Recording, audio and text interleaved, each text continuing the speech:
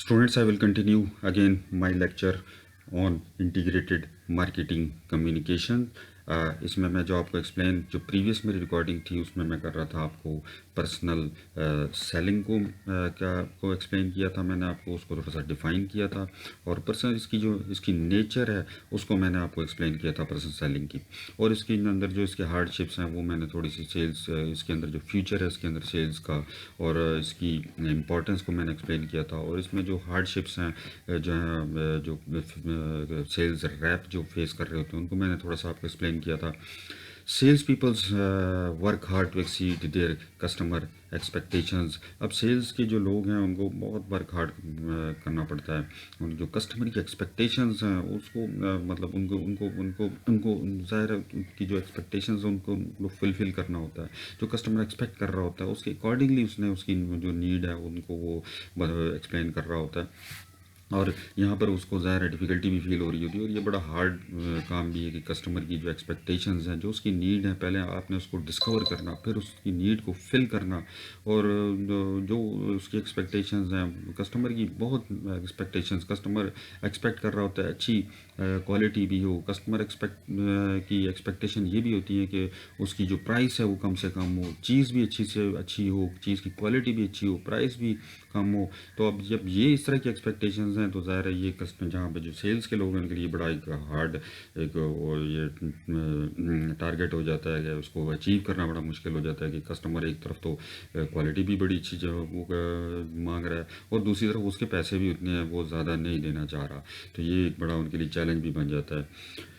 इसके लिए उनको दिन और रात उसमें टाइमिंग भी ज़ाहिर है ऑफ ड्यूटी के वक्त भी काम करना पड़ जाता है। आम जो रूटीन में जो सेल्स में जो लोग नहीं होते जो मैन्युफैक्चरिंग में या ऑपरेशंस के अंदर या जो ऑफिस वर्क कर रहे होते हैं उनके तो एक टाइमिंग्स हैं 9 to 5 उन्होंने जाना है और उसके बाद उन्होंने उनका जो ड्यूटी टाइमिंग्स जो है वो ऑफ हो जाते हैं। लेकिन सेल्स के लोगों का कोई ऐसा टाइम नहीं है।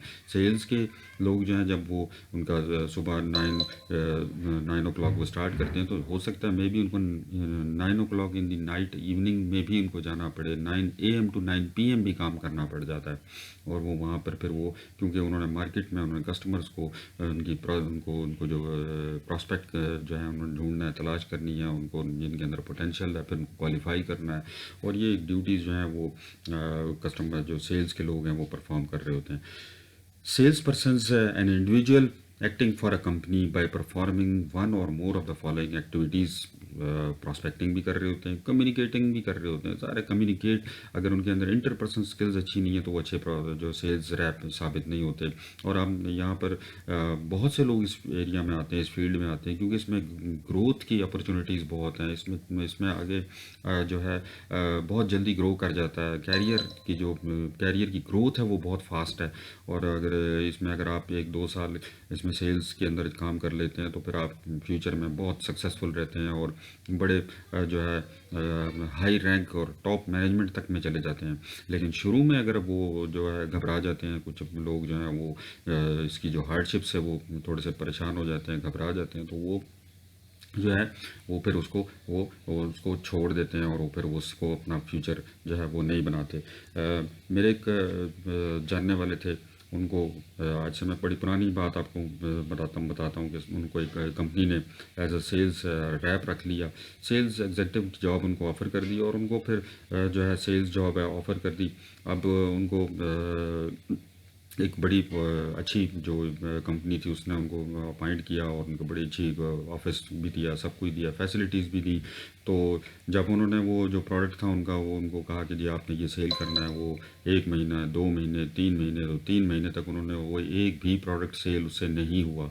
तो 3 महीने बाद उनके जो मैनेजर है उसने उनको बुलाया और जो है उनको कहा कि जी हमने आपको अपॉइंट किया, आपने 3 महीने में हमारी एक भी प्रोडक्ट चले एक भी बेच देते, आपसे एक भी सेल नहीं हुई।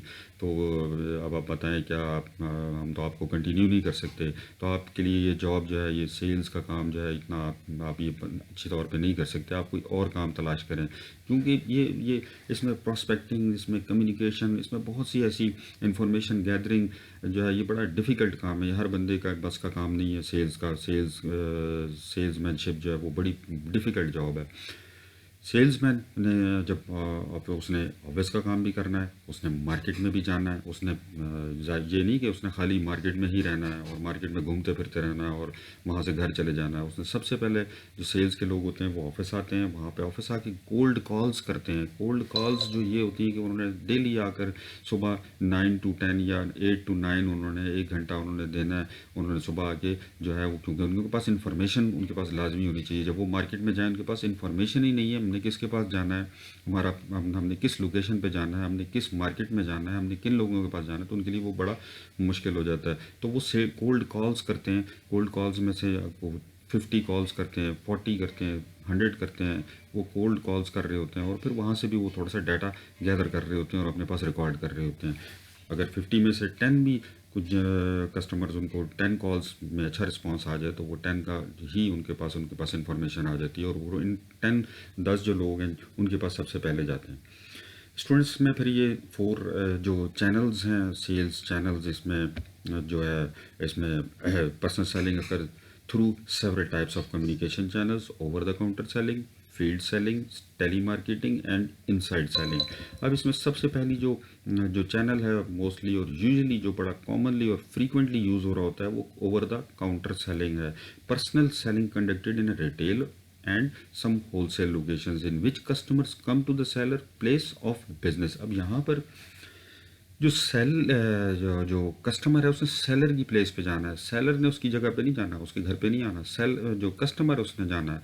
अब आप यहाँ पर बारानी इंस्टीट्यूट है हमारा जो BIT है, इसके नीचे आपने शॉप्स देखी हैं और वहाँ पर आप कभी वो आपके घर पे तो नहीं आए लैपटॉप बेचने या आपको चीज़ें बेचने, वो तो आप ही जाते हो, काउंटर पर जाते हो, आप अपनी प्रोडक्ट को जो है वहाँ पर उनको जाके बताते हो और वो वहाँ पर आपको फिर वो आपकी जो डिमांड है या नीड है उसको वहीं पे वो सेल्स के लोग जो हैं, सेल्समैन, वही पूरी आपकी कर रहा होता है। Most over the counter sales are direct to customers, direct customers को डायरेक्ट कर रही होती हैं और कभी कभी वो बिजनेस को भी डायरेक्ट कर रहे होते हैं। ऑल बिजनेस होल सेलर्स जो हैं वो होलसेलिंग, जो होलसेल के लिए चीज़ें लेने जा रहे हैं, होलसेल मार्केट है, वहाँ होलसेलर के तौर पे वो जो है वो डील कर रहे होते हैं। Customers typically visit the seller's location in their own initiative to purchase desired item. अब वहाँ अपने इनिशिएटिव से जाते हैं। आपने लैपटॉप लेना है या आपका अपना इनिशिएटिव है, आपने जो है किसी दुबई प्लाजा में शॉप पे जाना है तो आप अपना खुद इनिशिएटिव लेंगे। आपकी डिज़ायर क्या होगी, आपकी इंटेंशन क्या होगी, आपने वहाँ को परचेज़ करनी है तो आपकी परचेज़ इंटेंशन होगी। इसके बाद स्टूडेंट्स इसमें एक और जो चैनल है वो भी कंपनीज इसमें भी यूज़ कर रही होती है। Sales presentations made at prospective customers location on face to face basis. अब यहाँ पे कस्टमर लोकेशन के ऊपर वो सेल कर रहे होते हैं। अब आप जो है वो डोर टू डोर जिसमें है कि कस्टमर के पास जाना है, जिसमें कि फील्ड में आपने जाना है। इसमें मेडिकल के रैप आपने देखे होंगे, सुबह सुबह वो सारे जो हैं वो मेडिकल रैप जो है वो आप वो डॉक्टर्स की दुकानों पे और मेडिकल स्टोरों पे वो जा रहे होते हैं और उनके पास सैंपल्स भी होते हैं। वो पूरा एक आपने कभी नोट किया होगा, उनके पास बाइक भी होती है, उनकी बाइक में उनकी पूरा फ्यूल भी उसमें अवेलेबल होता है, कंपनीज देती हैं जो उनको। उसके बाद उनको एक बैग देती हैं, उसके बाद उनको जो सैंपल्स हैं वो भी उनके बैग में पड़े होते हैं और फिर उनको जो है उनको रेन कोट दिया जाता है, उनको अम्ब्रेला दी जाती है, उनको जो है ये सारी जो फैसिलिटीज़ हैं वो कौन दे रहा होता है, कंपनीज दे रही होती है। कंपनीज किस लिए दे रही होती हैं कि यार ये जो हमारा सेल्स रैप है ये फील्ड में जब जाएगा तो इसके पास अगर बैग ही नहीं होगा तो ये सारे जो सैंपल्स हैं ये किस में रखेगा, ब्रोशर्स किस में रखेगा। तो ये तो सारे ब्रोशर्स जो हैं अगर बारिश हो गई तो उसमें भीग जाएंगे। तो वो अब कंपनी को उसके लिए नहीं दे रही होती, वो कंपनी अपने बेनिफिट के लिए दे रही होती है कि ये जो है वो जो अगर हम इसको अच्छा इसको चीज़ें देंगे तो ये अच्छा परफॉर्म भी अच्छा करेगा। अगर इसको हम लंच के लिए जो है पैसे देंगे तो ये ज़ाहिर है जब इसको भूख लगेगी या इसको प्यास लग रही होगी तो इसके पास पैसे भी होने चाहिए कि ये खाना भी खा ले और फिर अच्छा परफॉर्म भी करे। इसके बाद स्टूडेंट्स में फिर एक टेली मार्केटिंग है। ये भी एक चैनल है, promotional presentations involving the use of telephone on an outbound basis by the sales people और on inbound basis by the customers who initiate calls to obtain information and place orders। अब इसमें outbound भी कभी कभी tele marketing में चीज़ें हो रही होती हैं और कभी कभी इनबाउंड भी हो रही होती हैं। अब सबसे पहले मैं आपको फिर इसमें आउटबाउंड टेली मार्केटिंग और फिर इनबाउंड टेली मार्केटिंग को एक्सप्लेन कर देता हूँ। Outbound sales method in which sales जो place phone calls to prospect and customers and try to conclude the sales over the phone। अब यहाँ पर जो है सेल्स के लोग हैं, कंपनी की तरफ से कस्टमर को फ़ोन जाएगा आउटबाउंड टेली मार्केटिंग के, जी आप हमारा प्रोडक्ट है, अगर आप इसमें अवेलेबल हैं, आप पहले क्वालिफाई करेंगे। और ये जो कोल्ड कॉल्स भी इसको कह सकते हैं, कंपनीज कर रही होती हैं, कंपनीज के रिप्रेजेंटेटिव रूटीन में कर रहे होते हैं। और इसके बाद फिर इसमें एक इनबाउंड है। अब अगर मैं हूँ एज अ कस्टमर, आप हैं, आपने कोई चीज़ लेनी है, सेल्स मेथड ये ऐसा मेथड है इन विच प्रॉस्पेक्ट, अब आप कॉल कर रहे होगे कंपनी को on the other way, customer call कर रहा होगा और वो इन्फॉर्मेशन ले रहा होगा कि भाई हमें कोई रिजर्व कर रहा होगा अपने प्रोडक्ट के बारे में, कुछ चीज़ों के लिए कोई इन्फॉर्मेशन ले रहा होगा और कोई परचेज़ भी वो कर रहा होगा। अब जैसा आजकल ये जो आउटबाउंड टेली मार्केटिंग और इनबाउंड टेली मार्केटिंग, अब सब कुछ बंद है, हर चीज़ लॉकडाउन में की वजह से सब चीज़ें बंद हैं, तो वो ऑनलाइन चीज़ें शुरू हो रही हैं। अब ऑनलाइन कंपनीज़ वाले भी आपको कॉलें आ रही होंगी आजकल बहुत ज़्यादा, सुबह से शाम तक आपको मोबाइल पे कॉलें आ रही हैं। सर आपको जो है कुछ चीज़ चाहिए, वेबसाइट्स पे मतलब मैसेजेस आ रहे होंगे, हम ये चीज़ हम हमारी प्रोडक्ट्स हैं, अगर आपने ये ट्राई करें हम आपको डिलीवरी भी देंगे। कभी कभी आप भी पूछ रहे होते हो कि जब शॉप्स बंद हैं तो फिर आप ज़ाहिर है आपके पास क्या चीज़ है, आपके पास एक यही है कि इनबाउंड के यार मैं कॉल करके पूछ लूँ, मैं ऑर्डर दे लूँ, मैं ऑर्डर प्लेस कर दूँ। Why do some firms still use marketing? The average call cost is low। अब आजकल तो बिल्कुल ही फ्री है व्हाट्सएप के ऊपर, जब से ये व्हाट्सएप आया बिल्कुल फ्री हो गया। तो ये इसमें जो है इसकी इम्पॉर्टेंस इसलिए भी ज़्यादा है कि इसमें तो ये बिल्कुल जो है इसमें चीज़ें जो है फ्री हैं।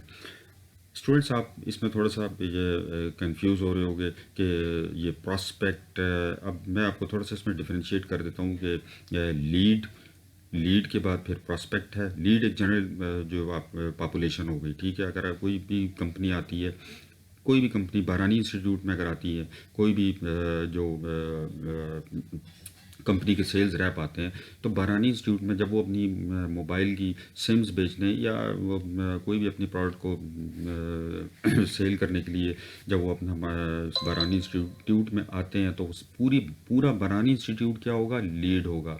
अब वो आकर जब थोड़ा सा वहाँ पे अपनी प्रेजेंटेशंस देंगे और वो लोगों से थोड़ी बातचीत करेंगे, आप लोगों से थोड़ा सा पूछेंगे कि भाई आप क्या कर रहे हैं, आपकी एज क्या है, आपके पास सिम आप परचेज़ कर सकते हैं नहीं कर सकते, आपके पास पेरेंट्स ने आपको अथॉरिटी दी हुई, आपके पास मोबाइल है, तो फिर क्या हो गया, आप प्रॉस्पेक्ट हो गए, क्योंकि आपके अंदर पोटेंशियल है। अब पोटेंशियल जब प्रॉस्पेक्ट है तो फिर उसके बाद आपको फर्दर जो है वो जो है बाकियों को वो ख़त्म सेल्स रैप उनको कह देगा कि सॉरी सर हम आपके साथ डील नहीं कर सकते, आप हमारे जो फोकस किस पे हो जाएगा, प्रॉस्पेक्ट्स पे हो जाएगा, जिनके अंदर पोटेंशियल है, जो चीज़ परचेज़ कर सकते हैं, उनके ऊपर फोकस हो जाएंगे, बाकियों को उनके ऊपर फोकस नहीं होंगे। प्रॉस्पेक्ट के बाद फिर वो कस्टमर बन जाता है, आप कस्टमर हो जाओगे। कस्टमर के बाद जब आप रिपीट परचेज़ करते हो, जब आप फिर रिपीटेडली उसको परचेज़ करोगे, आपने सिम ले ली मोबिल लिंक की, तो आप फिर दोबारा भी जाके अपने पेरेंट्स को भी रिकमेंड करते हो, अपने फ्रेंड्स को भी रिकमेंड करते हो कि यार मोबिल लिंक की सिम लो। तो फिर आप खुद भी जब आपने कोई मोबिल लिंक की सिम दूसरी लेनी है, तो आप जाके दोबारा फिर मोबिल लिंक की सिम लेते हो, तो आप क्या हो, क्लाइंट हो गए। अब आप उनके क्लाइंट बन गए हो, फिर आप उनके जो है क्लाइंट बन जाते हो। क्लाइंट के बाद फिर आप उनका एक ऐसी स्टेज आ जाती है जिसमें फिर आप सपोर्टर बन जाते हो। सपोर्टर के बाद फिर एक और स्टेज आ जाती है कि जिसमें फिर एडवोकेट आप बन जाते हो उस कंपनी के। आप सपोर्ट करने शुरू हो जाते हो, उसके पॉजिटिव वर्ड ऑफ माउथ के ज़रिए आप अपनी उसकी जो प्रोडक्ट है उसको आप जो है आप सपोर्ट भी करते हो कि यार मोबिल लिंक की कार्ड है, आप अपने दोस्तों को, अपने जो भी आपको मिलेगा आप उससे कहोगे यार मोबिल लिंक लो, मोबिल लिंक की सिम मैंने लिया, मैं इसको बार बार रिपीट परचेज़ कर रहा हूँ, मैं इनका क्लाइंट हूँ, मैं आप को भी रिकमेंड करूँगा, आप भी लोगो। तो आप उस प्रोडक्ट को सपोर्ट करोगे, उसकी जो पॉजिटिव जो चीज़ें हैं वो आप जो है अपने फ्रेंड्स को भी बताओगे, और फिर वो आप एक वक्त आए एडवोकेट बन जाओगे, फिर आप उसके शेयर्स भी खरीदने शुरू हो जाओगे, आप उस कंपनी के अंदर अपनी इन्वेस्टमेंट भी कर दोगे। Students, I will continue again in my next recording.